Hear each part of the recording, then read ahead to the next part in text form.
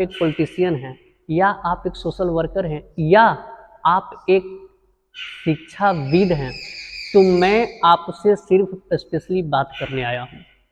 बात मैं इसलिए करने आया हूँ कि मैं आज जिस बात को आपको बताने वाला हूँ ना बॉस, उस बात को अगर आप जान लेते हैं ना, अगर उस बात को आप सुन लेते हैं ना, और इस चीज़ को आप अपने सोशल वर्क में, आप अपने पॉलिटिक्स के सेक्टर में, या आप अपने इंस्टीट्यूट में इस पे काम करते हैं ना, बिलीव नहीं करिएगा, जो आपका इंस्टीट्यूट होगा ना एक बहुत बड़े लेवल पे जाएगा। आपको जो पॉलिटिक्स करियर जो होगा ना बहुत बड़े लेवल पे जाएगा। आपका जो सोशल वर्क आप इतने अच्छे लेवल पे कर पाएंगे ना जिसका कोई लिमिटेशन नहीं है। से इन सारी चीज़ों पे बात करने से पहले मैं आपको अपना परिचय दे दूं। मेरा नाम पड़ता है दिवाकर सुमन और मैं फाउंडर हूं एम्पावर यंग इंडियंस का, यानी कि EYI का।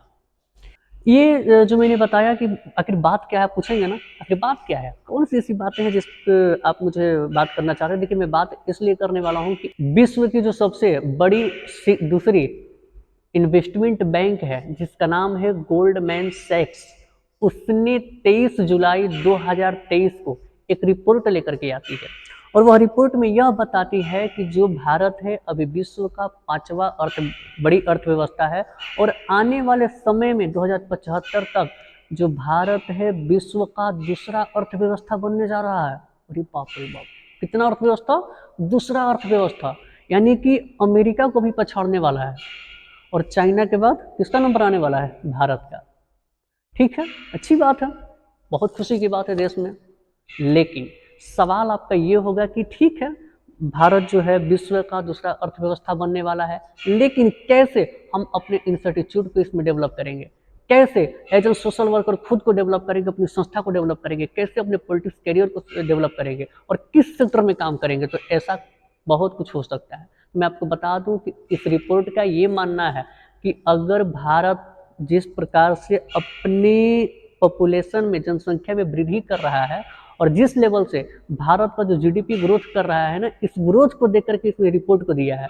अगर इसका मानना ये है, किसका? गोल्डमैन सैक्स रिपोर्ट का मानना ये है कि जो भारत की जनसंख्या में वृद्धि हो रही है, जो यहाँ का यूथ पॉपुलेशन है, उस यूथ पॉपुलेशन पे अगर उनके लीडरशिप स्किल पे, उनके इनोवेटिव स्किल पे, उनकी क्रिएटिविटी स्किल पे, उनके मैनेजमेंट स्किल पे अगर भारत सरकार काम करती है या भारत में काम किया जाता है, तो भारत 2075 तक विश्व का दूसरा सबसे बड़ा अर्थव्यवस्था बनने वाला है।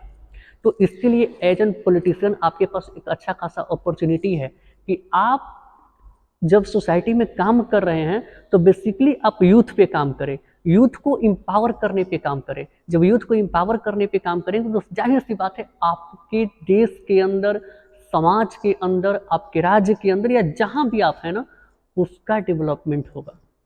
एज एन अगर एजुकेशनिस्ट आप मतलब हैं, या शिक्षाविद हैं आप बेसिकली, तो आपके इंस्टीट्यूट का भी डेवलपमेंट होगा, आपके शहर का भी डेवलपमेंट होगा, और आपके जहाँ भी जिस राज्य में रहते हैं उस राज्य का भी डेवलपमेंट होगा। सिंपल सी बात है, शहर का डेवलपमेंट होगा, राज्य का डेवलपमेंट होगा, तो किसका डेवलपमेंट होगा? देश का डेवलपमेंट होगा। और यही नहीं, अगर आप सोशल वर्कर हैं तो भी आपकी संस्था का डेवलपमेंट होगा, आपका भी डेवलपमेंट होगा, और यूथ का भी डेवलपमेंट होगा। जब बात करें इन ओवरऑल की, तो सिंपल सी फंडा है, जब इन ओवरऑल का डेवलपमेंट होगा तो सिंपल सा फंडा है कि देश का भी डेवलपमेंट बड़े लेवल पे होगा। तो यही आशा करूंगा कि अगर आप एक मुझे शिक्षाविद के रूप में देख रहे हैं, अगर आप मुझे पॉलिटिशियन के रूप में देख रहे हैं, या फिर आप मुझे एक समाजसेवी के रूप में देख रहे हैं, तो आप प्रयास यही करें कि आप यूथ के डेवलपमेंट पे काम करें। आप उन पे काम करें कि उनके लीडरशिप स्किल को कैसे इंप्रूव किया जाए, आप उन पे काम करें कि उनके अंदर किस प्रकार से डिफरेंट टाइप्स की स्किल को इंप्रूव किया जाए, उनका कम्युनिकेशन कैसे अच्छा हो, वे किस प्रकार से सोसाइटी में जाकर के किसी बड़े प्रॉब्लम को सॉल्व करें, किस प्रकार से समाज में एक बहुत बड़ी कुरीति को खत्म करें। अगर आप ये खत्म करते हैं तो ये उस रिपोर्ट का मानना है कि भारत जो है सच में एक विश्व गुरु बनेगा, और चाइना के बाद दूसरे स्थान पर 2075 तक विश्व का दूसरा अर्थव्यवस्था बनेगा। आई होप कि जो वीडियो है आपको अच्छा लगा होगा। अगर आपको अच्छा लगा है तो आप अन्य लोगों तक भी पहुंचाने का इसे प्रयास करें, ताकि इससे हर कोई समाज का व्यक्ति जागरूक हो, और वे भी जो भी छोटे छोटे किसी शहर में कोचिंग संस्थान है, जो समाजसेवी हैं, जो पॉलिटिशियन बने हुए हैं या पॉलिटिक्स करने के बारे में सोच रहे हैं, वे भी यूथ के एम्पावर पे काम करें। बाकी ये जो प्लेटफॉर्म है ऑलरेडी यूथ के एम्पावरमेंट पे काम कर रहा है, जिसका नाम है एम्पावर यंग इंडियंस, जिसका मैं फाउंडर हूँ।